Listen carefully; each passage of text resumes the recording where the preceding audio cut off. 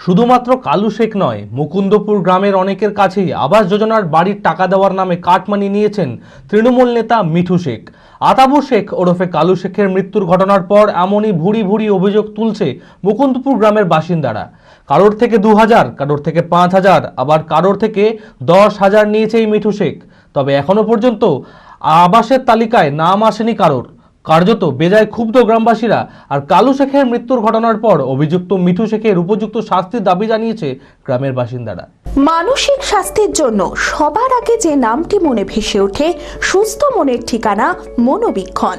যোগাযোগ নাম্বার 7477799516। রঘুনাথগঞ্জের মিঠুপুর গ্রাম পঞ্চায়েতের মুকুন্দপুর গ্রামে প্রায় 1002 মানুষের বাস। বেশিরভাগ মানুষ রাজমিস্ত্রির কাজ করে জীবিকা নির্বাহ করে। মাথার উপর একটা পাকা ছাদের আশায় আবাস যোজনার ঘরের টাকা পাওয়ার জন্য গ্রামের এই তৃণমূল নেতা মিঠু শেখকে হাজার হাজার টাকা দিয়েছিল অনেক গ্রামবাসী। কেউ সোনার গয়না বন্ধক রেখে, আবার কেউ চড়া সুদে ধার নিয়ে কাটমানির টাকা দিয়েছিল মিঠু শেখকে।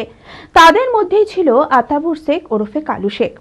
আবাসের ঘরের টাকা পাওয়ার জন্য মিঠু শেখকে 5000 টাকা দিয়েছিল কালু শেখ, কিন্তু তালিকা প্রকাশ হতেই নিজের নাম না আসায় সেই 5000 টাকা ফেরত চাইতে গিয়েছিল সে। আর তার পরিণতিতে বেধড়ক মারধর করে পিটিয়ে খুন করা হয় কালু শেখকে। অভিযুক্ত মিঠু শেখকে পুলিশ গ্রেপ্তার করে। আর কালু শেখের মৃত্যুর ঘটনার পর প্রকাশ এসেছে শুধুমাত্র কালু শেখই নয়, মুকুন্দপুর গ্রামের অনেকের কাছেই আবাস যোজনার বাড়ির টাকা নেওয়ার নামে কাটমানি নিয়েছে তৃণমূল নেতা মিঠু শেখ। কারোর থেকে 2000, কারোর থেকে 5000, আবার কারোর থেকে 10,000 টাকা নিয়েছে এই মিঠু শেখ। মিঠুনকে দিয়েছি ঘর করার জন্য। ঘর কি পেয়েছেন? না, এই তো 1 বছর হয়ে গেল। বলছি কত টাকা দিয়েছিলেন বাড়ি করার জন্য? 2000 টাকা দিয়েছি। তারপর কি নাম ছিল? নাম ছিল, তারপরে কাটতে দিয়েছি।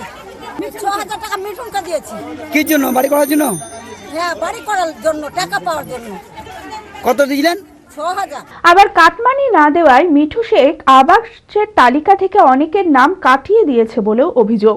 কি কারণে বলে কি যে ঘরের নাম এসছে, তো টাকা না দিলে পরে তোমরা পাবে না টাকা, না তো নাম কাটিয়ে দিব। সে ভাই বলছি যে আমি বলু যে টাকাটা যখন পাবো তখন তোমাকে 10,000 দিব।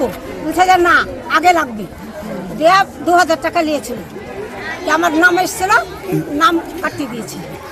রঘুনাথগঞ্জ ব্লক কংগ্রেসের সভানেত্রী রেশমি বিবি বলেন, রাজ্য জুড়ে আবাস যোজনা নিয়ে চরম দুর্নীতি চলছে। যারা প্রকৃত ঘর পাওয়ার যোগ্য তাদের নাম আবাসের তালিকা থেকে কেটে দেওয়া হচ্ছে, অথচ যারা তৃণমূলের ঘনিষ্ঠ তাদের নাম তালিকা